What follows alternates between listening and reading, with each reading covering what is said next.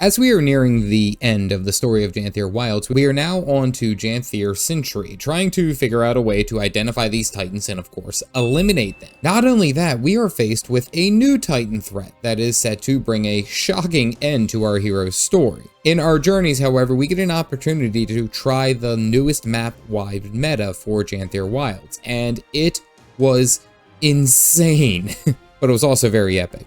Anyway, here's what happened. We pick up this journey in the eastern section of the Sentry, where, you guessed it, we are tasked with completing a new renowned heart. If it isn't a single day that I can go through the story without being forced to complete a renowned heart. Well, we are out and about, killing random mobs, completing events and such, but then after we finish a real-time event, we are challenged with taking down an adolescent Leviathan. Holy hell, look at the size of this thing, it's huge. This is an adolescent? I remember the one from the End of Dragons map, but this one seems so much bigger. This thing is massive. Well, I go in and attack this thing only to realize that my underwater spear does like 5 damage. That's what you get when you use Tomes of Knowledge to level and you don't pay attention to the gear choices. After getting some sweet spear stabs on the boy, he goes down, and then we see that the map meta is picking up of mists and monsters. It's about to start. Oh, this is going to be good, isn't it? Well, just north of us, a giant titan crawls out of the woodwork and starts swinging on everyone. This one is called Decima, the Storm Singer. I've never seen her before, but she seriously is wrecking my face. Her large AoE slams easily do 50 to 75% of my HP, but what's even more wild are these random AoE beams that she shoots. The red ones force you to move out of the way and essentially dodge, but then the green ones require you to stack. And it's actually really cool to see that these are included nowadays, because I feel like Guild Wars 2 has done boss fights simply stay out of the AoE, red circles of death, and then you win. I mean, here it actually feels like this is more of an open world mechanic meta, while also really adding to the pressure of consistent AoE damage. Luckily, though, I have like 3 shadow steps in my toolkit, so I'm efficiently able to move back and forth when I need to. I also noticed this health bar for Greer the Blightbringer. It's back and is killable, so this tells me 2 things. 1, we really didn't kill that dude when we had the chance, and 2nd, we have to kill these guys at the same time. Not gonna lie, the 15-minute timer is super duper tight, and I already have a feeling this is gonna go down to the wire. We already have about like 10 minutes left, and he's only at like 70% HP. Well, we fight and progress back and forth, but then we get this shield phase where we have to jump on our Warclaw and race around them like a damn maypole, which I was laughing. I was like, what the hell is this? Well, this goes on for the remainder of the 10 minutes, and we finally get the Stormsinger kill, but we have like less than 2 minutes remaining for this actual finish. And apparently we don't actually get the kill. The Titan simply dug into the ground and ran away. Like, come on, how many times do we have to kill these damn guys? Well, after that little detour, I ran off and finished the main story, which was to plant in the lightning rods in some of the mineral formations, to draw in some lightning strikes with our allies, and it all feels unnatural. Well, we believe that it could be another Conduit Titan, which, come on, we already know it's the Decima lady that we just fought. Pokey is a little sad, but Kaith and I are ready to kill again. So the mission, Twice Stricken, has us fighting on a beach where we have these damn liminal conduits. And out of every mob that I've run into on this damn island in this damn expansion, the conduits are the most annoying ones. They sit so far away and then just lob AoEs, but then like 2 or 3 of them will do it. Good God, they are such a pain in the ass. And their range is like 1,000 yards or something stupid. Like, well, after a mild deliberation, we walk out and taunt this Titan from her hideaway, and we look like a roaming gang of angry cats.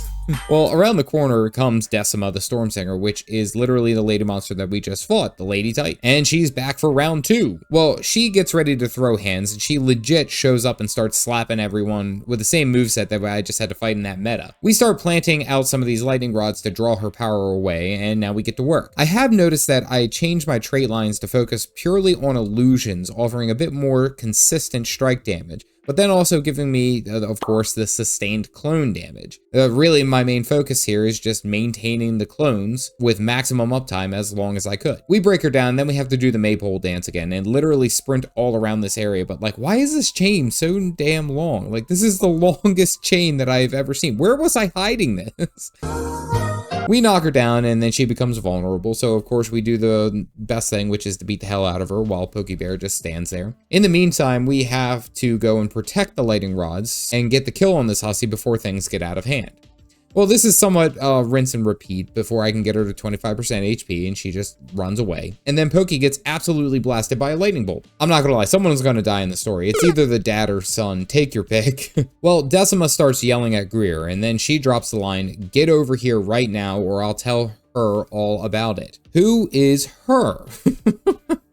So we get to the top of this mountain to test cell reception and we're right near a literal like god of thunder. I don't think that's a smart move, but hey, we got plot armor. This is big brain time. So we do the "can you hear me now" thing, and Waiting Sorrow gives us the TP out. Back at our homestead, Sorrow just simply heals him up and is just like, "Oh, okay, he's fine now."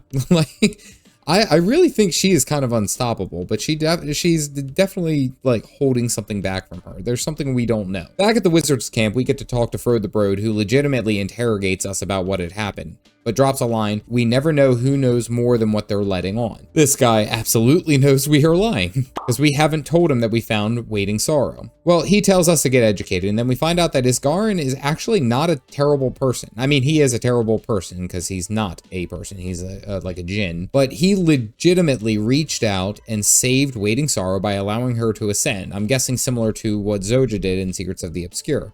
But apparently she is the missing voice to their ancestral claw. Well, back at the Barebones camp, we talk to the son and father, and basically the dad is pissed that his son got hurt, but it's like, maybe teach him to get good? I don't know, he stood in lightning strikes. Well, we get our next tasks, which is to use our Warclaw to sniff out some seedlings and some ailing animals in the Sentry. And okay, I'm on board with this. I will say that I really do like the heavy emphasis of using the Warclaw in this expansion, similar to what we did with the Sky Scale. Not only is it integral to the World v World game mode, it is also necessary for the story here in Janthir and more. And actually, I do love how fast it moves. I actually feel like the implementation of these things across the board is really doing good work for the game. You're capitalizing on how good the mounts are. Well, after about 20 minutes of pretending that I work for PETA, we save all the animals, and then I check into the homestead to see how they are doing.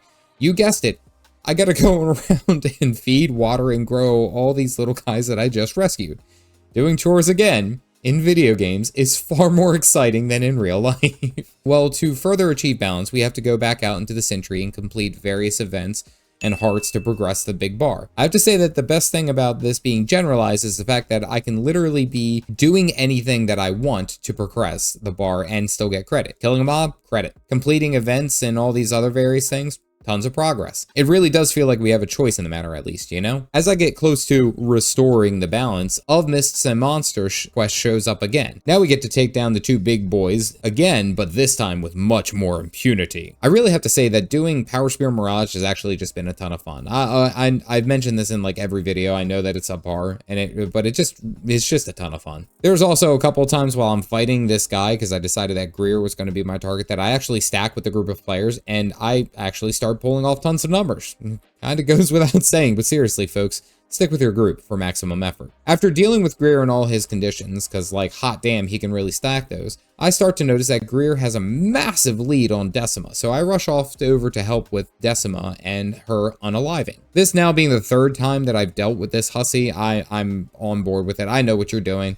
Easy peasy. I also noticed that we only have about 6 minutes to get the kill before they win, so it's going to be a photo finish type of fight. Greer is down to like 5% and Decima is at nearly 10%, and it's going to be super duper close. Well, the Greer group does the work and holds off just enough for us to get the kill on Decima like 5 seconds after he goes down.